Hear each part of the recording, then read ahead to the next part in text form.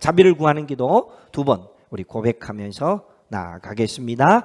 주여 나를 불쌍히 여기소서. 한 번 더요. 주여 나를 불쌍히 여기소서. 아멘. 주의 베푸신 구원의 은총이 오늘 예배하는 저와 여러분의 삶 속에 함께 하시기를 주의 이름으로 축복합니다. 계속 거룩과 관련된 말씀으로 함께 은혜 나누고 있습니다. 말씀 제목 다 같이 함께 읽습니다. 부르심에 응답하는 삶.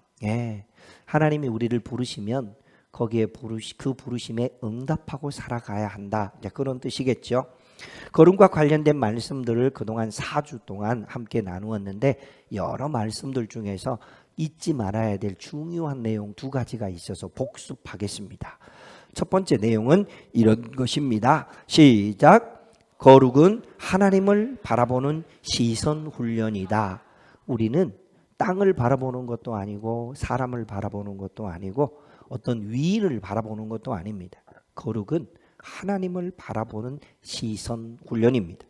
그래서 말씀을 통해서 하나님을 바라보고 기도를 통해서 하나님께 마음을 고정하고 예배를 통하여서 최고의 하나님께 우리의 것을 드리는 것. 이게 하나님을 바라보는 신앙이었습니다. 두 번째, 우리가 거룩을 도전하면서 꼭 기억해야 될 것. 둘째, 시작. 하나님이 우리를 부르신 데는 목적이 있다. 첫 번째 목적, 그리스도 안에서 새로운 피조물이 되어 고린도후서 5장 17절 말씀이죠. 둘째, 주를 보고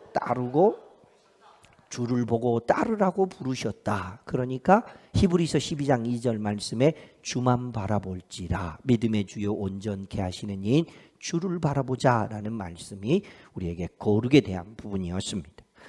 그런데 실제적으로 살면은 하나님은 저기 마차산 꼭대기나 소요산 꼭대기에서 이렇게 하얀 머리를 휘날리면서 바위자락에 앉아 계시고 팔짱 끼고 이렇게 앉아 계신 분으로 보이고 우리 생활 속에 있는 나를 힘들게 하는 문제들, 사건들 그리고 사람들만 보고 살잖아요. 그러니까 우리의 생활 속에 거룩이 입혀지는 게 아니라 자꾸 감정의 옷이 입혀지고 나를 기분 나쁘게 하는 사람이 있고 그렇게 살아가는 것입니다. 하나님은 우리가 말씀에 담긴 뜻을 알고 믿음으로 살면 구원과 기쁨을 주시지만은 그 하나님의 뜻을 살아가지 못하면은 지난주 말씀 히브리서 12장 14절 말씀에 어떤 말씀이 기록되어 있죠?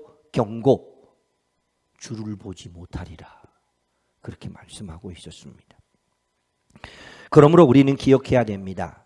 거룩함으로 구원 얻는 것은 아니지만 잊지 말아야 될 것은 구원받았으니 거룩함에 응답하면서 살아야 하는 것입니다. 사랑하는 성도 여러분, 오늘 우리가 읽은 본문 말씀 중에서 귀를 기울여서 꼭 관심 가져야 될 대목이 있습니다. 그것은 바로 우리를 거룩함으로 부르신 분이 누구인가 하는 것이었습니다. 자칫 우리는 성경을 읽다가 베드로 사도가 우리를 거룩함으로 부르신 것처럼 들을 수 있습니다. 그러나 그게 아니었고 하나님이 우리를 부르셨다라고 하는 사실입니다. 그러므로 하나님이 우리를 부르셨다니까 우리는 어떻게 반응해야 되느냐? 자, 보여주시죠. 시작. 하나님께서 우리를 거룩함을 위해 부르셨다는 사실은 부담이 아니라 특권이며 요구가 아니라 약속이며 율법이 아니라 복음입니다. 그런데 우리는 자꾸 뭐만 보이죠? 노란색은 안 보이고 하얀색만 보여요. 왜 이런 부담을 주는지 모르겠네. 왜 이런 일을 하라고 요구하시는지 모르겠네. 율법적으로 살지 말라고 하면서 왜 율법으로 강요하는지 모르겠네. 이렇게 생각합니다. 거룩은 우리에게 주신 특권이며 거룩은 우리에게 주신 약속이며 거룩은 우리에게 허락하신 복음입니다.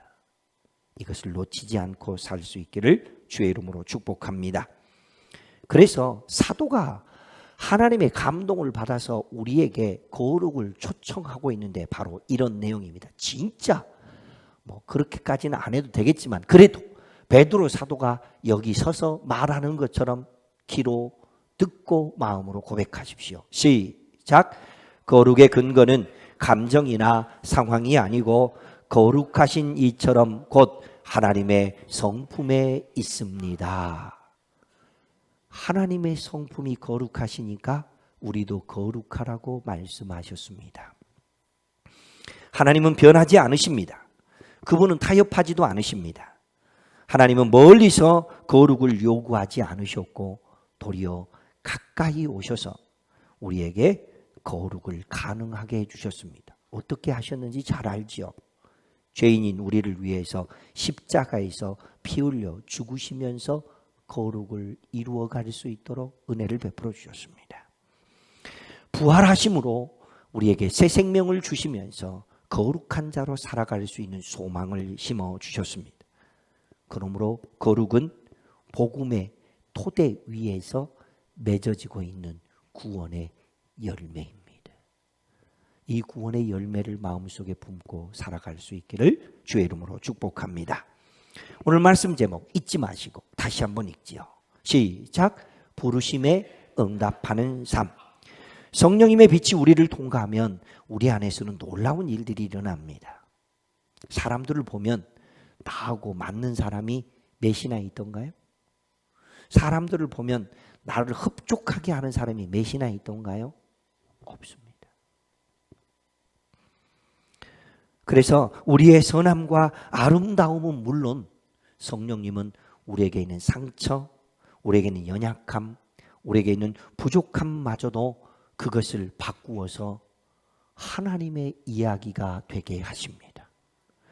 지난 주간 우리가 묵상했던 말씀 중에 요셉은 꿈을 꾸고 참 바보같이 왜 그렇게까지 말했을까 싶잖아. 결국 어떻게 됐습니까? 웅덩이에 던져졌습니다. 웅덩이에 던져진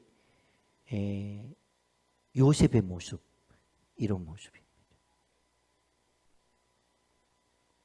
그런데 저 웅덩이에 계속 빠져 있게 하지 않고 하나님께서는 웅덩이에 빠져 있는 요셉을 건져 주셨습니다. 야곱은 눈에 보이는 웅덩이는 아니었지만은 잘못된 가치관과 잘못된 선택으로 인하여서 인생 웅덩이에 빠져버렸습니다. 인생 웅덩이에 빠져버린 그를 하나님께서 건져 주셨습니다. 결국 며느리 다말을 어떻게 해서 해갖고 며느리 다말이 쌍둥이를 임신하게 되는 사건이 있었는데 자기가 그랬는지도 모르고 며느리 다말이 음란한 일을 행했다고 저 여인을 끌어다가 당장 돌로 치거라 하고 명령을 했는데 그때 이끌러갔던 사람들에게 며느리 다마 자신의 품속에 가지고 있었던 담보물을 보여주지요. 도장과 끈과 지팡이. 이 도장과 끈과 지팡이의 주인으로 인하여서 내가 임신했습니다 라고 하는 것을 보여줍니다. 이렇게. 그가 인생 구더기에 빠져서 허덕이고 있을 때 하나님께서는 유다를 건지셔서 아브라함과 이삭과 야곱으로부터 이어지는 영적 계보를 이어가는 믿음의 사람이 되게 하셨고 그의 후손으로 다윗이 태어났고 그의 후손으로 예수 그리스도가 태어났습니다. 허물이 있지요. 약점이 있지요. 부족함이 있지요. 내 마음에 안 들지요. 그래서 결국은 구덩이에 빠지고 인생 구덩이에 빠져서 아무것도 할 수 없는 자였지만 우리의 인생 그것을 역전시키시고 바꾸어 주시는 하나님은 구덩이에 빠진 우리를 건져 주십니다. 옆에 사람을 한번 보시기 바랍니다. 구덩이에 빠지셨네요. 시작. 다 구덩이에 빠져 있습니다. 지금 건강의 구덩이에 빠져 있습니다. 관계의 구덩이에 빠져 있습니다. 뭔가 뜻을 품고 있는데 그 뜻이 안 되어서 거기서 절망하는 절망의 구덩이에 빠져 있습니다. 누가 건져주죠? 다시 한번 보겠습니다. 옆에 사람 보면서 얘기하시기 바랍니다. 주님이 건져줄 겁니다. 다 구덩이에 빠진 인생이지만 우리를 건져주실 분은 우리 하나님이신 줄로 믿습니다. 그러므로 부르심에 응답하는 사람, 그 사람을 통하여서 성령의 열매가 맺어지고 그 안에 감춰져 있는 비밀을 아는 사람이 영적 비밀을 깨닫는 사람이 되기 때문에 이를 위해서 하나님께서 지금도 우리를 거룩으로 부르시니 우리는 그 거룩에 이렇게 응답하며 살아가야 할 것입니다. 첫 번째, 시작. 거룩의 길에는 싸움이 있다. 너하고 나하고 어쩌든지 치고받고 싸우자라고 하는 팔뚝 꺾고 싸우는 그 싸움이 아니고, 거룩의 길에는요, 우리의 옛사람의 습관과 하나님이 기뻐하시는 새로운 사람의 의지가 서로 늘 충돌합니다. 누가 이기죠? 바라는 거야. 항상 새 사람이 이기기를 원하는 거죠. 이건 희망사항이고, 실제로 누가 이기냐고요. 사도 바울도 뭐라고 고백했지요? 오호라 나는 곤고한 사람이로다. 이 사망의 법에서 누가 나를 건져내랴. 사도 바울도 육신의 법이 늘 이겨요. 원하는 바 성령의 법을 따르지 못한다고 고백했습니다. 그럼 우리는 어떨까요? 여기 서 있는 김 목사는 항상 이길까요? 택도 없는 소리입니다. 우리는 내 안에 있는 옛사람의 습관과 새사람의 의지가 서로 충돌하게 될 때 우리를 이기게 하시는 하나님의 방법이 주어져 있습니다. 바로 성령의 검이라고 하는 말씀을 통하여 우리로 그것을 이겨내게 하셨습니다. 하나님은 날마다 우리를 말씀 앞에 세우십니다. 그리고 새로워지고 달라지는 은혜를 경험하게 하십니다. 그러니까 새벽 기도와 큐티를 놓치면 그날 내게 싸워 이길 수 있는 하나님의 말씀을 내가 받지 못한 것이 되는 것입니다. 그래서 우리가 그 은혜 안에 머물러 있으면서 내 초라한 모습과 연약한 모습과 죄를 보면서 회개하는 것이죠. 그래서 회개는 거룩의 적이 아니라 친구이며, 회개는 거룩의 문을 여는 열쇠이며, 회개는 은혜의 샘으로 들어가게 하는 하나님의 길이 되는 줄 믿습니다. 사랑하는 성도 여러분, 부르심에 응답하는 거룩은 특별한 사람들만 하는 거 아닙니다. 하나님의 이름 없는 한 성도의 모습을 통해서 그 일들을 이루어 가시는데, 우리들의 일상 속에서 묵묵히 순종해 가는 그 걸음을 통해서 하나님은 영광을 받으십니다. 그래서 우리의 작은 순종, 우리가 하나님의 뜻을 쫓아가기 위해서 방향을 잃지 않고 그 방향을 바라보고 있는 그 걸음, 그것을 우리 하나님은 기뻐하십니다. 그래서 이미 우리를 거룩하게 하시기로 작정하신 하나님께서는요, 우리가 끝까지 그렇게 되기까지 우리를 포기하지 않으십니다. 빌립보서 1장 6절 말씀 다 같이 읽습니다. 시작. 너희 안에서 착한 일을 시작하신 이가 그리스도 예수의 날까지 이루실 줄을 우리는 확신하노라. 아멘. 하나님이 나를 거룩한 사람으로 부르셔서 살아갈 수 있도록 선택하셨으니까 포기하지 않으시고 예수님을 맞이하는 그날까지 우리를 거룩한 신부로 구별해 주신다는 것을 잊지 말고 믿음으로 살아갈 수 있기를 축복합니다. 옆 사람을 한번 손을 꼭 잡아주면서 따라하시기 바랍니다. 주님이 싸워주시고, 주님이 승리하게 하시고, 주님이 거룩하게 하십니다. 주님이 싸워주시고, 주님이 승리하게 하시고, 주님이 거룩하게 하십니다. 내가 아무리 옆에서 너 거룩해야 돼라고 말한다고 해서 그걸 알려줘서 고마워 권사님 그렇게 말한 사람은 없다니까요. 그렇게 알려주신 장로님 너무 감사합니다고 그렇게 말하는 사람은 없다니까요. 성령님이 우리 속에 들어오셔서 우리로 거룩을 향하여 살아갈 수 있도록 싸워주시고 이기게 하시고, 그리고 우리를 거룩하게 하시는 분이심을 잊지 말고 믿음으로 살아갈 수 있기를 축복합니다. 두 번째, 거룩과 관련된 내용 함께 읽습니다. 거룩은 범위를 한정하지 않는다. 그래서 오늘 본문 말씀에서는 어디까지 거룩하라고 그랬습니까? 모든 행실에.